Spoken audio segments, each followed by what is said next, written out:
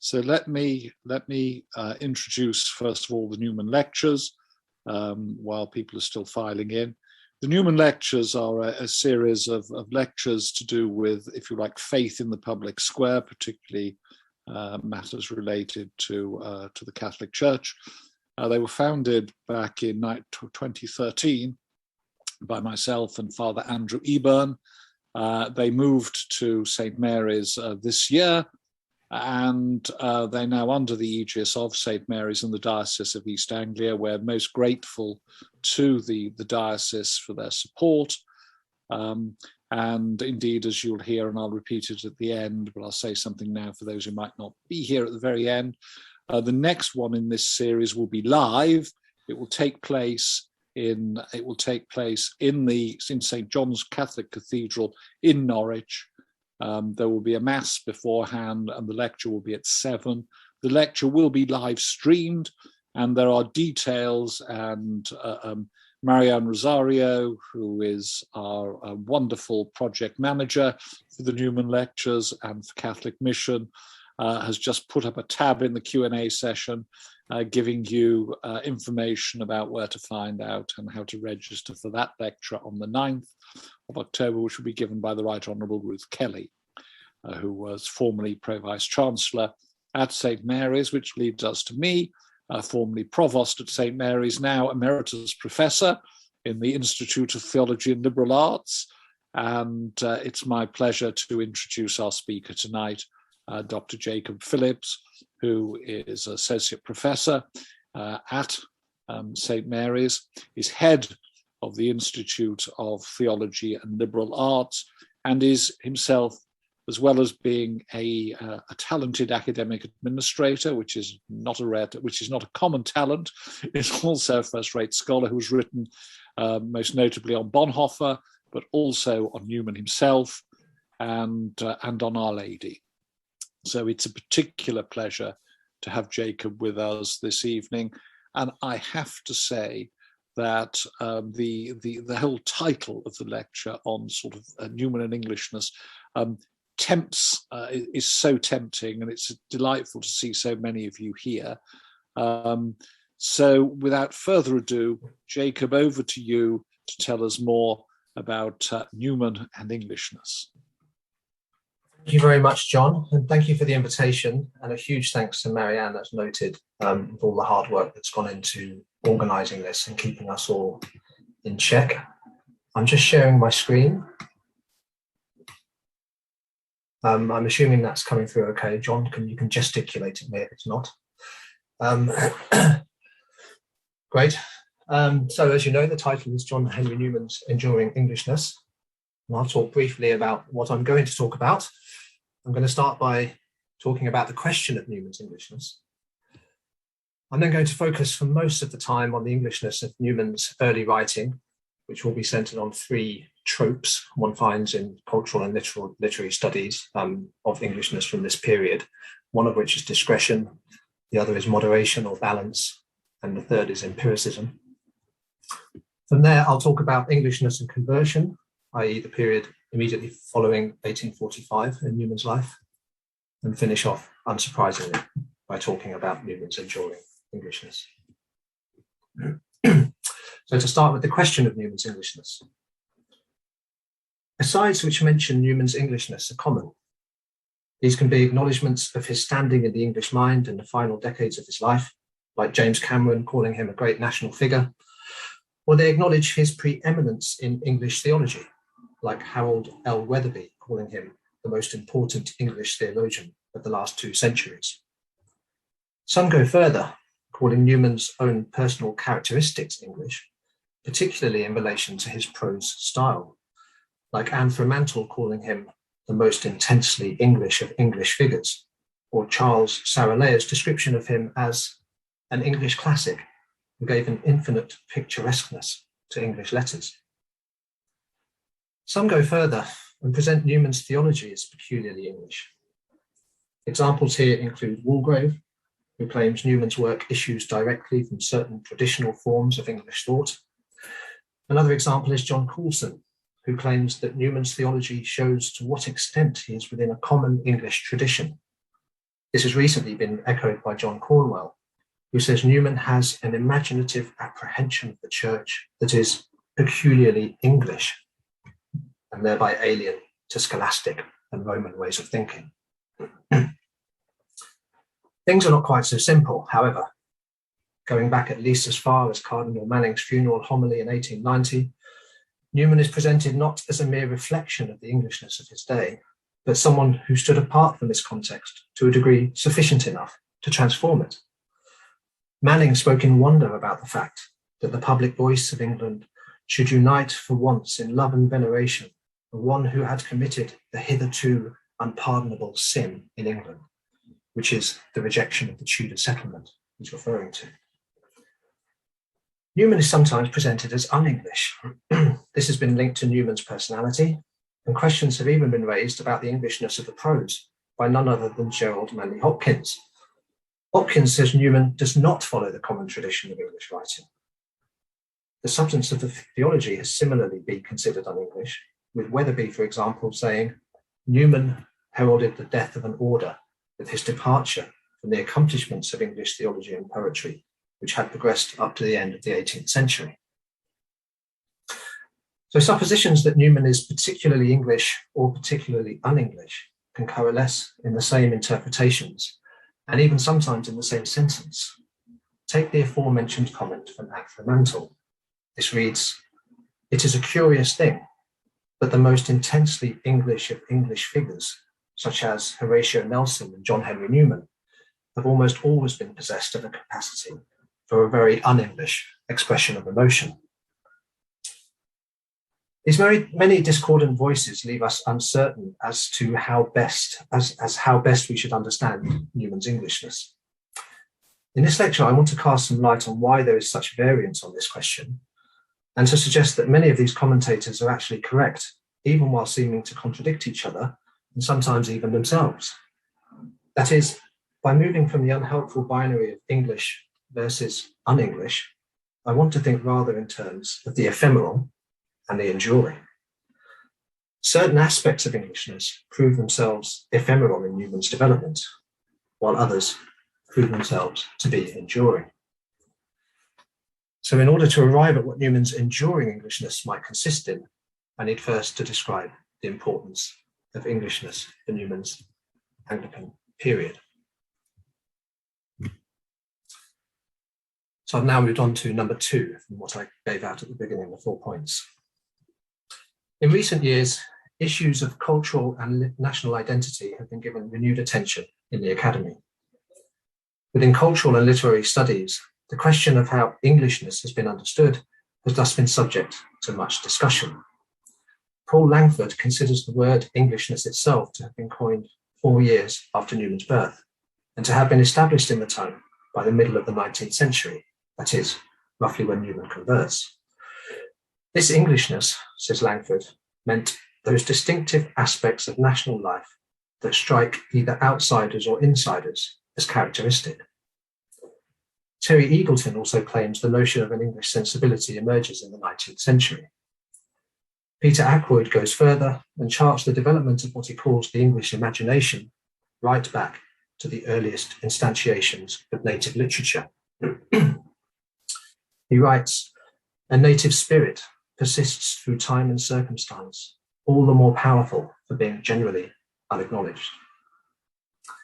In the first decades of the 19th century, this sensibility tends to be connected with a number of terms which stem from the writings of Edmund Burke, peace be upon him, who spoke of the distinctive genius or temper of mind corresponding to different peoples and their contexts. Now here, just a little disclaimer, which I will have to make at length in writing when the time comes. But it's helpful to point out because I think people often misunderstand what's being claimed in the writers I've just mentioned and others who talk about Englishness, is that this isn't overtly or directly linked to ethnicity. One can never get away from questions of ethnicity, but nearly all the writings on Englishness, certainly the people I've just talked about and whom I draw on, are all unanimous in the view that one of the things that makes Englishness distinct is the fact it's less overtly rooted in any particular ethnicity, going back to the ethnic diversity of the first millennium, if you like.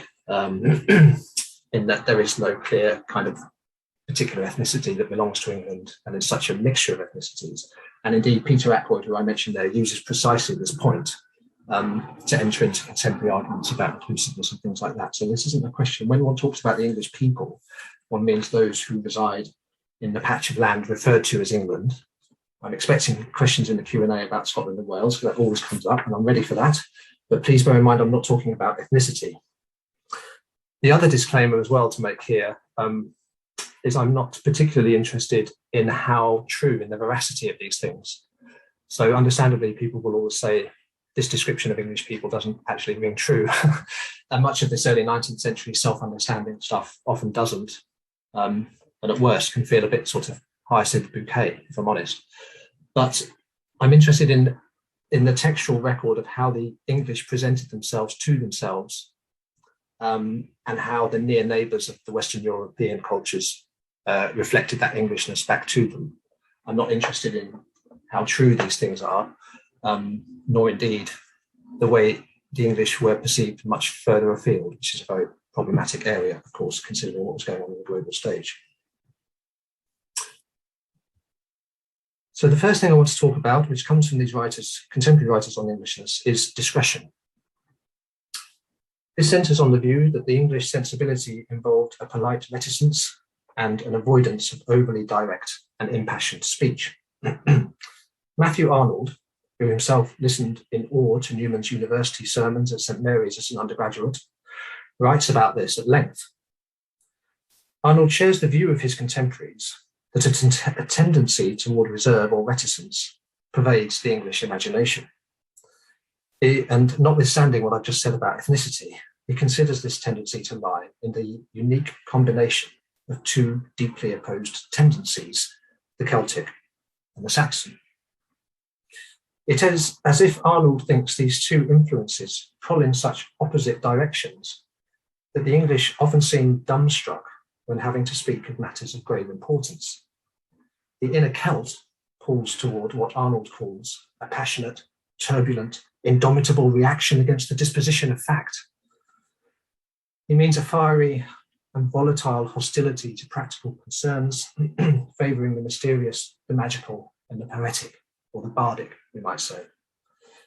The inner Saxon, however, is disciplinable and practical and favours the field of plain sense. Now, obviously, considering the tensions between Britain and Ireland, all this needs to be handled very carefully. But as a contemporary Arnold scholar notes, this sort of thinking was generally accepted throughout the 18th and 19th centuries. For Arnold, when the English are faced with matters of grave importance, the mysterious and the magical comes up against the practical and pedestrian. He writes, therefore, no people are so shy, so self-conscious, so embarrassed as the English, because two natures are mixed in them, natures which pull them in such different ways. This awkwardness was said to be particularly perceptible when it comes to speaking of matters of love and sex, of course, but also God and religion. And as an aside here, I think it's also true of money, which can be a matter of grave importance. And I'm thinking of spending a few weeks at a German university and seeing a video they'd done for students who were going to study abroad in the UK, which had some guidance on making small talk to the English, which included very strict instructions not to ask people how much they get paid. And that's quite unique, actually, to England. I don't know if it's shared elsewhere in the Anglosphere, but I know that in a German context, it's perfectly reasonable to ask someone what their salary is and expect a straightforward answer, and not to get all shy and embarrassed about it in the way the English do when it comes to matters of importance. Arnold provides one of the first focused discussions of what was a well-recognised taste for decorum, which goes back much further.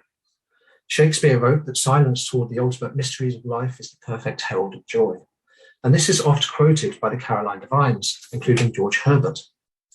Newman's friend Harold Froude said of Herbert that he has a depth of feeling, which his words are not trying to describe, but endeavouring rather to conceal. His poem The Family comes to mind here. First peace and silence, all disputes control. Then order plays the soul. And giving all things their set forms and hours, makes of wild woods sweet walks and bowers. And it's being able to keep silence and giving things their set forms and hours, knowing when to speak and when to speak about which things and in which contexts. That's discretion. Now, it's difficult to overstate the importance of this discretion for the Anglican Newman. It's one of the primary themes of the Oxford movement, summarised in Tract 80 by Isaac Williams, which is called On Reserve in Communicating Religious Knowledge. The key figure here is John Keble, who wrote to Newman that deep reverence will occasionally veil itself. Any expedient will be adopted by a person who enters into this ancient character, rather than he will contradict that character by a base, unscrupulous, flaunting display of sacred things. Keble also wrote elsewhere that the more keenly a man pursues any desired object, the less keen he is to discourse of it to all and sundry. And Keble's writing on poetry from later in his life is very relevant here, and his interest in poetry, which he understands. The reason he's so enamoured of the poetic mode of speech is because it's deliberately discreet and elusive and suggestive and indirect, unlike prose being prosaic, which is considered direct speech. The Oxford movement's concern for discretion climaxes in Newman's 1833 book, The Arians of the 4th Century. In this work, Newman offers an answer to the question of how the formal definition of the Trinity develops. He argues, wrongly, that the formal definition was present in very early Christianity, but it was treated with an intense attitude of reverent discretion. Hence its total absence from written texts or treaties until the 4th century. He does this by appropriating a topic from 17th century patristic scholarship, the disciplina arcani, or secret discipline. This refers to the practice of the early church of concealing certain theological doctrines from catechumens and pagans. Newman connects the disciplina arcani particularly with the Alexandrian church. He argues that before reception into full discipleship, there was in Alexandria a 2 to 3 year period of instruction in order that catechumens might be prepared for revealed truth, namely the secret mysteries, such as the doctrine of the Trinity. Those who were unbaptized were taught, we read, just moral truths, namely the necessity of obedience. He refers often to the distinction between milk and solid food, calling the so-called exoteric or public teachings milk, and the things to be treated with great discretion, i.e. full-blown Trinitarian dogma, he calls the strong meat of the gospel. To discuss this dogma in everyday speech, he says, would be throwing pearls before swine.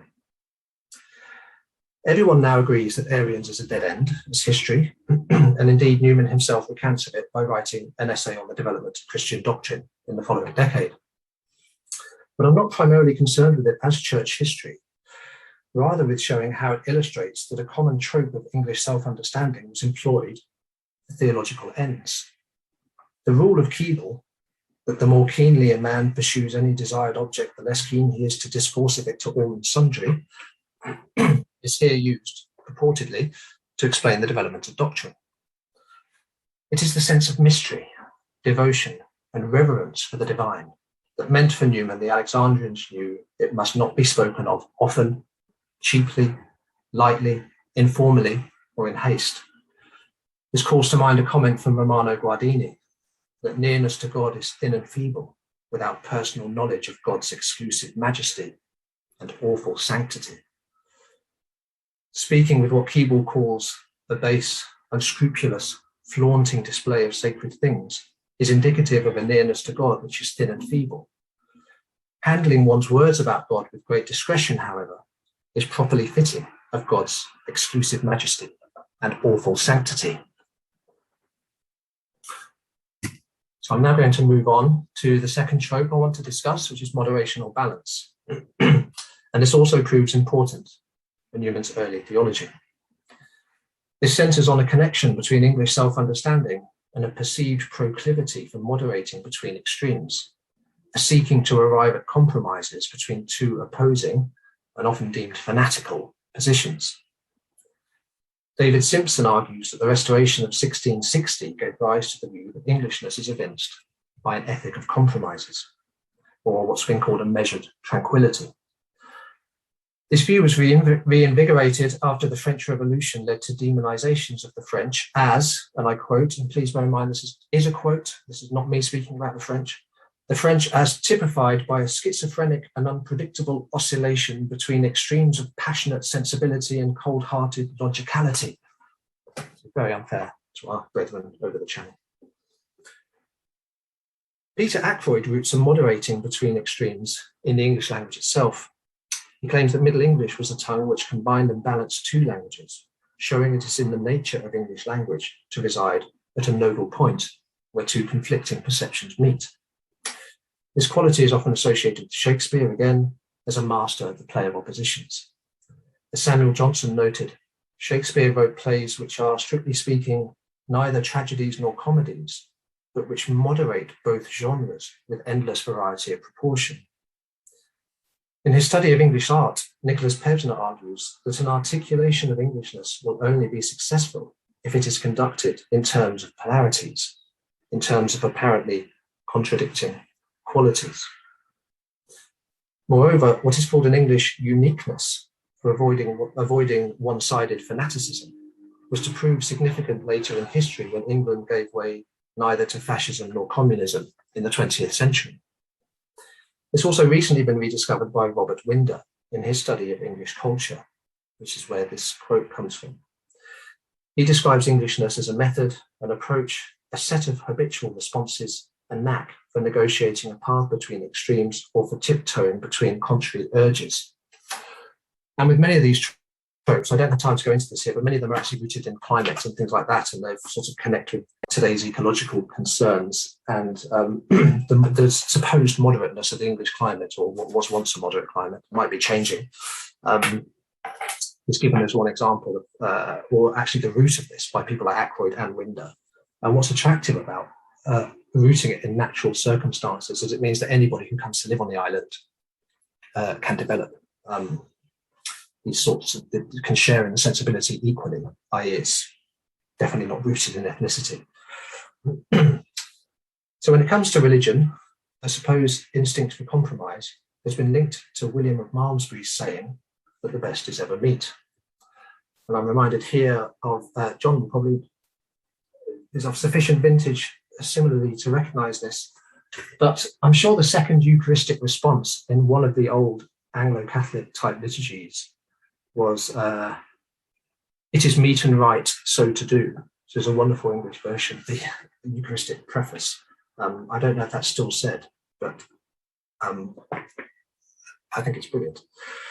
The best is ever meet as meaning moderation in all things. The medieval mystic Richard Rolle is relatively unique in his age for recommending moderation, even in penitential exercises. The Coverdale Bible is said to display a pragmatic and conciliatory nature, which took the middle way. An English polyphony is said to spring out of a moderation and conciliation won by complex interweaving harmonies which would otherwise incline to discord. Moderation, or the middle way between extremes, is obviously seen in Newman's writing on the Beer Medea.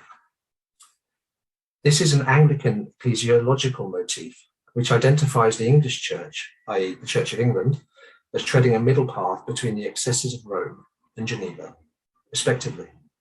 Newman took this motif and placed it at the centre of his thinking in the early period, presenting the Anglican Church as mediating between the extremes of the Catholic Rome and the Calvinist Geneva, and taking the Catholic or counter-Reformation Catholic and Calvinist impulses as persistent tendencies of Christianity, between which the C of E finds a golden mean. He was also innovative in trying to find instances of a middle path between opposing heretical parties in antiquity, with a view to finding there some foreshadowings of the English temper of mind, which would later be anointed on the shores of Kent. I can move on now to the third subtopic, as it were, empiricism. In the early 19th century, it was increasingly being considered that an English sensibility involved being centred resolutely on empirical reality. David Simpson writes that even before the French Revolution, The English tradition had for a century and a half been belligerently empiricist. Examining exactly what this involves is a hefty task indeed. Let me just point to two dimensions of it. In the first place, there's what Simpson calls a commitment to common sense. This tends to prize experience over principles and weigh cases on the basis of expedience in relation to particular circumstances. Hefner comes to mind here again, where he speaks of the more permanent quality of the English as common sense, citing Fuseli's comment that with English people, their tastes and feelings all go to reality. Paul Langford quotes a voice from the early 19th century, which talks of that truly English attribute, good common sense, which he connects with a preference for practicality, spoken of by Goethe, as the main secret for English, he means industrial ascendancy in his day. Dickens called the English a matter-of-fact sort of people, and common sense relates closely to the tradition of common law. In the shadow of what was occurring in France, it was said the glory of the British Constitution was its gradual and patient accumulation of practice and precedent. As well as this building on experienced realities, empiricism is also spoken of as a preference for fact over metaphysics, and thereby deeply related to the scientific revolution. Edward Thompson argues that empiricism is the English idiom, claiming that minds that thirst for tidy Platonism very soon become impatient with actual history. We could mention here Taine, who wrote in 1863 that facts are what interest the English. Ideas are of little concern to them. The great contrast here again is with the French cult of abstract reason, in favour of a respect for special circumstances rather than adherence to general rules. The old Burkean suspicion of ideology is relevant here, of radical blueprints for social change, which are disconnected from natural or organic development. Hefner writes that preference for observed fact and personal experience is indeed the hallmark of English philosophy through the ages. And notice that personal experience is included within empiricism here, or what we might call today empirical consciousness. Now, there are a huge number of examples of an empirical sensibility in Newman's Anglican period, but let me focus on just one straightforward one. Newman's preaching particularly is always invariably focused on the concrete life of believers, on action and enacted devotional practices, rather than merely intellectual or ideational propositions. One of his parochial and plain sermons makes this particularly clear. In it, he asks why Christ washes the feet of the disciples in John 13. He suggests the intended message of Christ's washing of the feet was that the disciples should be full of lowly services, one to the other. But had Christ merely said, "Verily, verily, I say unto thee, do lowly services one to the other," the disciples would simply have agreed, i.e. agreed intellectually. So Christ acted by way of an example, for their minds would not otherwise rest sufficiently on the practical direction of the instruction vouchsafed to them. That is, the disciples would have settled in reverence as a good notion, not a stimulative prompt that embodied action. Newman goes on to say, the multitude of people who profess religion are in an unempirical state of mind, thinking, yes, this is right and true, but not actually doing anything differently in empirical reality, not working from precedents to build the new practices of sanctity demanded by the gospel. So there are three things there: discretion, moderation or balance, and empiricism.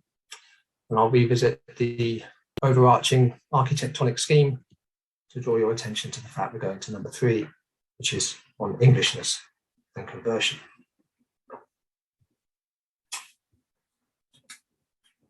Now, the basic point to make clear first in speaking of Newman's conversion is that it was nothing like the relatively smooth segue of many of those who swim the Tiber today. Indeed, by comparison with Newman's plunge into the Tiberian waters in the 1840s, today's converts barely even wet their heads.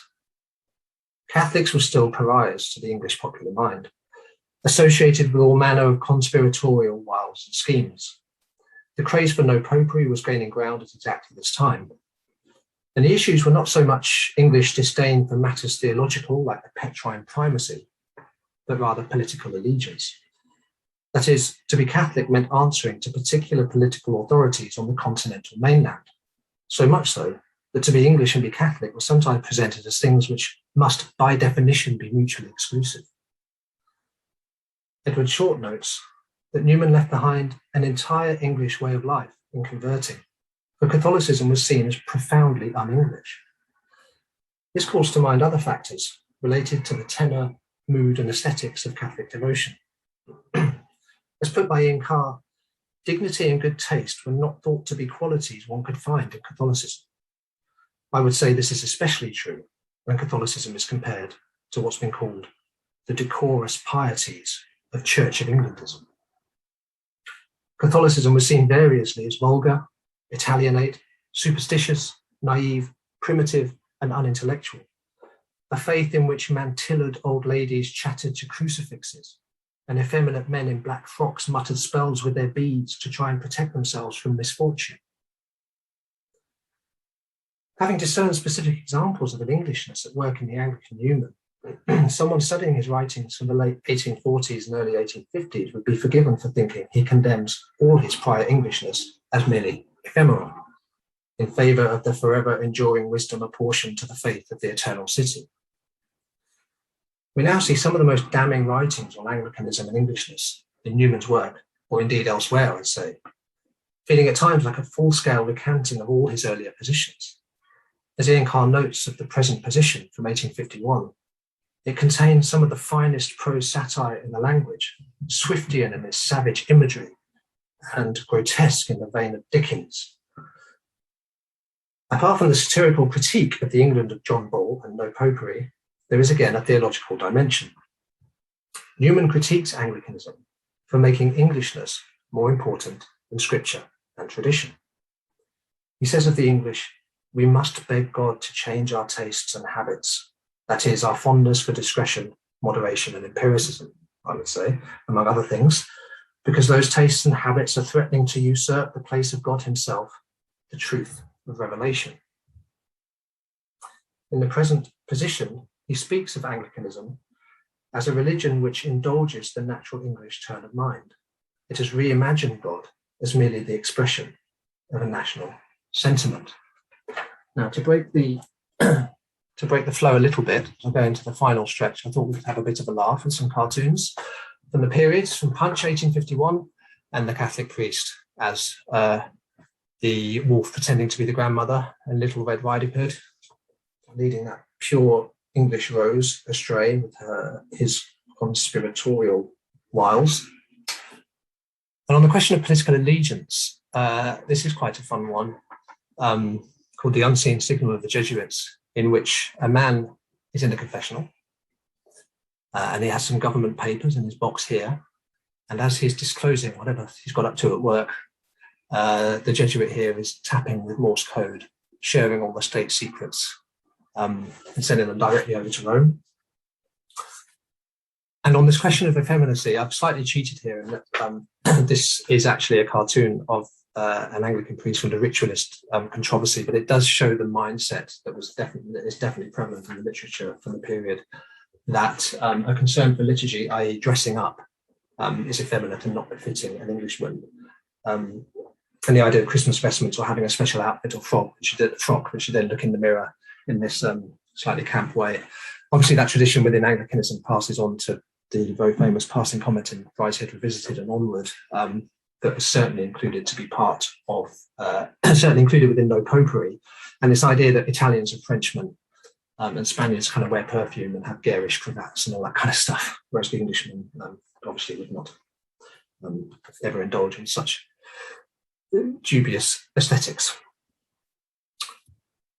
Now, this period deeply impacts Newman's idea of the university and the lengthy critiques therein of what was called in the 19th century a cultured gentleman. Newman provides some of his best-known passages here in defending the liberal arts in their cultivation of the intellect, But these lectures are very rare in the canon of Catholic writing, not for evincing a sharp countercultural element, but a theological critique of understanding culture as that which edifies, or rather a theological critique of the dangers attendant with being confident in the ability of culture to edify. The truths one encounters in culture, he says, can rightly suggest it is a serviceable ally of Christianity. Pursue it to its furthest extent and true limit, and you are led to the eternal and infinite, to the intimations of conscience and the announcement of the church. But there's another side to all this. He says that precisely because the cultivated mind concurs with Christianity in a certain way, it then diverges from it, and consequently proves in the event sometimes its serviceable ally, sometimes from its resemblance to it, an insidious and dangerous foe. So cultivating one's character into what's considered to have good or virtuous qualities according to the mindset of an English temper of mind is considered intrinsically dangerous, because people are mistaking that for being fully Christian, if you like. The English have mistaken cultivation of character according to the English temper of mind for the graced perfection of sharing in the divine life. As C.F. Howell points out, Newman rails against the Pelagianism of his day, and there was a Pelagianism in the English self-confidence about the rectitude of their own dispositions.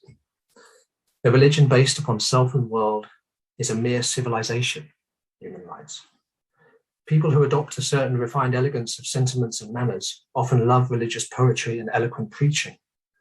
But this presumption will be of little use when the sheep are separated from the goats. So it's a bit like contending that not everyone who says, Lord, Lord, in exquisitely understated Cranmerian couplets will enter the kingdom of heaven, unless he does the will of the Father. The knowledge of this will is more likely to be dispensed by the stated, stilted cadence of a foreign-born Catholic pastor. Newman's texts from the 1840s and early 1850s contain some of his most important theological insights, I would say. Even one's own cultural identity has to be set aside in following Christ. When Christ calls a man, he bids him come and die. To be Christian is, in a sense, to be perpetually alienated from one's own surroundings and one's own people. Here we have no lasting city. All of the worldly is ephemeral. Only heaven endures. Cultural self-confidence is even theologically dangerous. People can mistake the apparent truth of their own cultural formation as indistinguishable from the truth of Christ himself. Perhaps this is why many converts of Newman's generation went on to suffer from what Henry Chadwick called convertitis. This is an entering into a firebrand mode of faith which seeks wholeheartedly to replace the culture of John Bull with sensibilities untouched by either the Henrician or Elizabethan Reformations.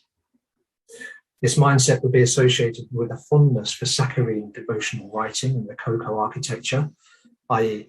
evincing very little discretion, sentiments veering towards paperlolatry and neo-ultramontanism, with very little moderation and balance, and a certain didacticism, which presents doctrine and dogma as logical deductions or abstract formulae, with very little of the empirical in the sense of being transformative mysteries in the lives of believers. And the obvious kind of caricature figure which is held up here would be Father Faber at the London Oratory. I really like Father Faber, and I think he gets a bad press in some Newman scholars, and I know lots of the young people I teach love him. He's really popular, strangely, probably more popular than Newman. But I do always remind something I've read in Faber's I'm always reminded of something in Faber's devotional writing, in which he describes in heaven the adoration of the Blessed Sacrament, in which our Lord, wounded and glorified, is sitting on the lap of Our Lady, and both of them are adoring the Blessed Sacrament for eternity in heaven, which certainly fits an image which fits that tendency for slightly saccharine rococo devotional writing, which many would deem incredibly un-English. So, to enter into the final furlong, Newman's enduring Englishness. If one was to leave the story here, this lecture would be better entitled Newman's Ephemeral Englishness. However, before long, some of the old decorous pieties resurface in Newman's writings, notwithstanding the fact he poured such scorn on them in his satires. The best place to find such elements, I suggest, is in the magnum opus, an essay in aid of the grammar of assent. Here Newman makes a distinction between what he calls two habits of mind, with two corresponding modes of apprehension, real apprehension and notional apprehension. Real apprehension is apprehending propositions referring to singular nouns, which come from experience, i.e. they're empirical. Notional apprehension involves propositions in which at least one of the terms is a common noun, standing for what is abstract and general. So with the proposition, a mother loves her child, in real apprehension, this proposition would refer to a specific individual, one's own mother perhaps. In notional apprehension, it is a principle or truism, for a mother does indeed love her child. Both habits of mind are often deeply intertwined in life, but Newman argues that the centre of gravity for Christianity must always be real apprehension. To give a basic example, the proposition, Jesus is Lord. As a notional assent, this might involve various complex deliberations involving the meaningfulness of the Chalcedonian definition, Jewish understandings of messiahship, the genealogy of the concept of logos before and after it appears in the Johannine prologue, and so on. But the real assent to Jesus is Lord is what matters. He says it's absolutely imperative on the learned, not just the unlearned. That is, complex inferential theological deliberations are seen as having to flow from a real assent in devotion and in what he calls faithful obedience to the truth of Christ. In short, the centre of gravity is the empirical world, the world where Jesus is known and loved and exercises his transformative power in the concrete lives of believers. Moreover, Newman also argues interestingly that notional apprehension, i.e. ideas, should be treated with reserve, great discretion. A man is never converted by a syllogism, he often says. Jesus is Lord is an empirical fact which addresses people personally, and that is how it becomes a fact which is to arrest them, penetrate them, and to support and animate them in their passage through life. Approaching people in an increasingly godless age with abstract theological propositions about the existence of God, the Trinitarian processions, or the real presence will do more harm than good. We're back to throwing pearls before swine. Theological treatises are therefore reserved for deliberation within the flock. But he says they add little to the luminous and vital force of the divine realities therein. Exactly the same spirit on display in Arians thus returns, as put by James Cameron, holding that what is holiest should be hidden, but being cool towards abstract reason and mute before the mysteries. Now, attentive listeners would have noticed that moderation and the via media have not been mentioned. There's elements of discretion here, and definitely elements of empiricism. Now, time will not permit me to explain why this is in detail. Suffice to say that I conclude this trope of an English sensibility does prove itself ephemeral in Newman's work, i.e. not enduring. He does say in the Apologia, after all, it was absolutely pulverized, they're his terms, in 1841. Perhaps here we can understand why he so often repeats the motto, holiness before peace. He enduringly puts holiness before seeing God as the author of peace and lover of concord and compromise. When faced with God's exclusive majesty and awful sanctity, coming up against our lowliness and dereliction, we do not plead for a path between these extremes or seek to compromise with God himself. We say, Lord, I believe, help thou my unbelief. Thus, Newman is indeed both English and un-English, after all. Does this mean he just chops and changes? No, I would say, although his work certainly articulates the many twists and turns of a life lived in dynamic faith. It's rather that he can make his way back to an enduring Englishness precisely because he goes through the experience of a cultural wilderness. Wherever Newman's work evinces an enduring Englishness, we see his attempts to arrive at a form of Englishness which has gone through what he describes as Greco-Roman culture coming into contact with the Gospels in the centuries immediately after Pentecost. But he says there, the culture is purified, corrected, and transmuted by that truth, the truth that never leaves the walls of the city of Rome. And I think I decided to finish with a shameless plug for the book in which I talk about this in a bit more detail. Thank you for your attention. Thank you very, very much indeed. I think that the shameless plug will get the orders flowing in. Mine's certainly going in. That, Jacob, and I know that I'm speaking for others, and I've seen comments in the chat and thank people who've made those comments. I think that was a splendid lecture. That has created an awful lot of provoking thoughts. We already have 2 questions, which I'm going to move to. I can see I'm going to have to keep a tight hold on the Q&As, but I think, Jacob, that is a testimony to the quality of that lecture. That was, I thought, brilliantly crafted and wonderfully expressed. So thank you on behalf of all of us. And if I can turn to the first question from Anita Dowsing, which I think you've touched on, but I think it's well worth expanding.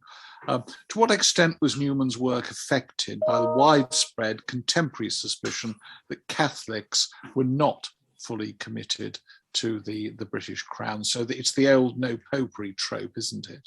It is, and massively. And that was, I saw that Q&A before I started, which was wonderful. It's the first time I've been asked a question before I started talking. Great question.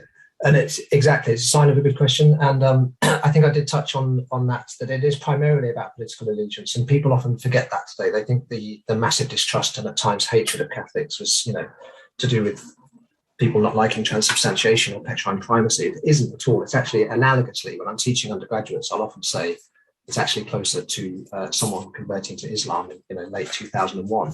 It's the idea, well, you can't follow this religion without posing a threat to the state and our way of life. It really is that intense. So I think he's profoundly affected by it. I think he's personally hugely upset by the personal allegations as to his integrity, which are made, which lead to the apologia. And I think he does endeavour, I think, to show that one can be a freeborn Englishman, as it were, and maintain a fully functioning conscience, common sense, and reason, whilst being appropriately and necessarily obedient to Rome.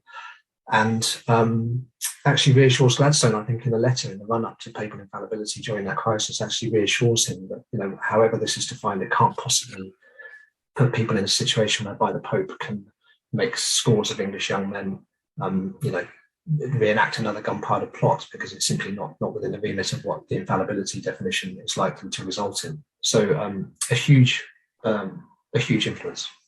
Well, there's that fundamental mistake, I fear, by, is it Pius V, who, in excommunicating Elizabeth I, sort of essentially sanctions action against her. And that one, I think, echoes down the ages. I think it's a great mistake because it is a deliberate attempt to unseat her and dethrone her. Now, of course, that's not common thereafter, but unfortunately, of course, the story, the black legend of anti-Catholicism isn't spread by the church, it's spread by its enemies.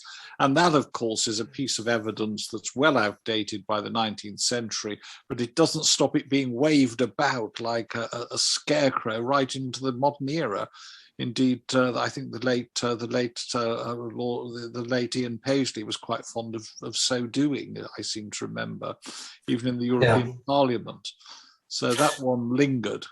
Indeed. And I think if one wanted to be a bit provocative and controversial, one could say perhaps the norms of the contemporary British state are moving into a much more potentially problematic relationship with the norms of the Catholic faith, and one sees a new form of no popery arising of a very different form from a very different place. But I'll probably skip that point, I think. That could be another topic for another lecture. Indeed. I think. Now we have a very, very interesting one from Joanna Bullivant. Did wonder why Stephen Bullivant was registered twice. I thought maybe it was his Australian self and his. Oh God, are there two of them? But it's nice to know it's Joanna. So Joanna asks you, Jacob, whether you can say anything about Newman's identity as British as opposed to English, and how others see it. So is there a kind of, is English coded as not Irish in terms particularly of Catholicism, because of course the contemporary experience for most English people in the 19th century would have been not the recusant one, but the Catholicism as being so closely involved with Ireland and Irishness. Yes, definitely. And there's a whole kind of subtext going on here, which is does need to be handled with great care. I'm often asked about the question of Britishness over against Englishness generally. And it's the first time I've been asked about Newman's own references to himself as British. And I'm not actually aware offhand of how to answer that well. On the general question of where does Britishness or Scottishness and so on fit into this? As defence, I use a discussion from Thomas Carlyle, who is absolutely not English, but refers to his work as English. And I think it was a lot easier in this period to use Englishness in a much more ambiguous way between territorial land spaces and the use of the language in a way that we can't really do today, because there's kind of the Anglosphere and it's too big and it's too diverse, etc., for us to speak of Englishness as English speakers. So there is a real tension there. And I think when Newman talks about the English temper of mind, habits of mind, sensibility or disposition, I personally don't think in Newman himself it's being defined in contradiction to a perceived Irishness. I think it has an autonomy and an existence of its own apart from that. I definitely think in all these writers of the early 19th century that I'm drawing on, the primary kind of contrasting point or the othering going on is the French. It's absolutely done in contradiction to what's going on in the French Revolution. And it's really interesting reading these writers as the discussion develops over the 19th century, that it moves from France to Germany and it becomes the French cult of abstract reason, which is the big problem for the English and prone to fanaticism and bloodshed, to the kind of Prussian metaphysics of Hegel. And so really there's exactly the same things are thrown at the Germans as were thrown at the French as we move into the 20th century. On the Irish question, it's interesting because Newman was unhappy in Ireland. He didn't get on very well in Ireland. And when I read the lectures that come to us as the idea in the idea of a university, well, the very first time I read them, I was kind of wincing at just how English they are, thinking this must have gone down like a lead balloon.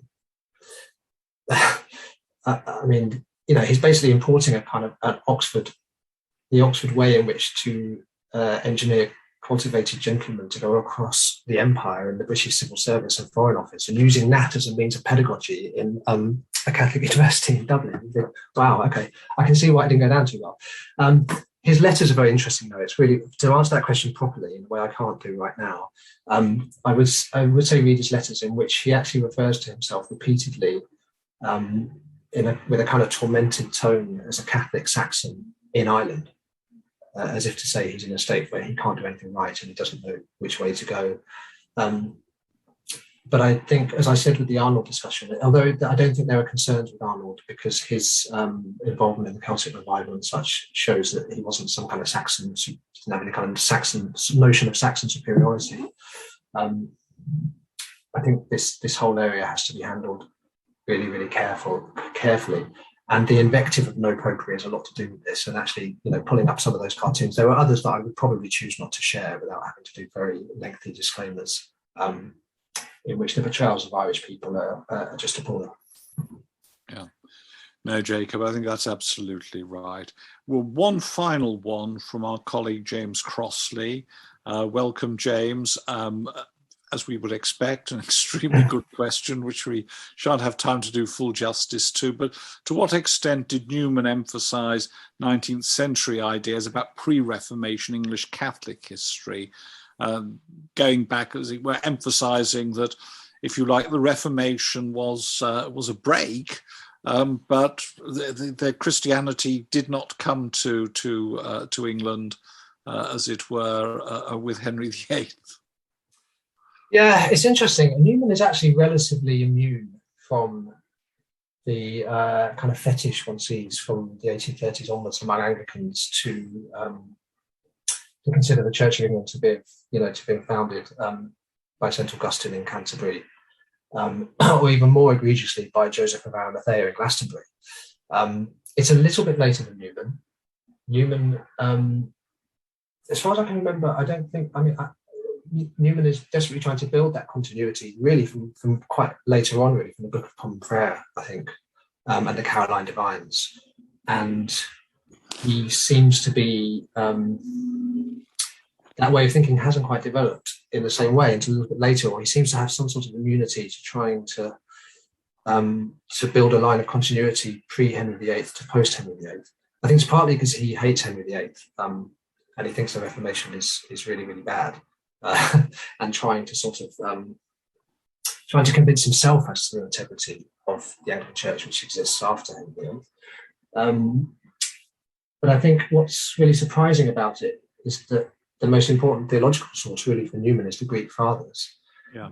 And one very popular line of attack, which one sees to a certain extent in Pusey on all this, is to pretend, or to argue, that there's a sort of indigenous English form of Christianity, which is an Eastern form of Christianity. Mm-hmm. And the Joseph of Arimathea legend is very popularly connected to that, to say that there's kind of dispensation which goes sort of Alexandria, Rome, and Canterbury, or England, separately, as it were, because Christianity was indeed on these isles, long before St. Augustine arrived in Canterbury.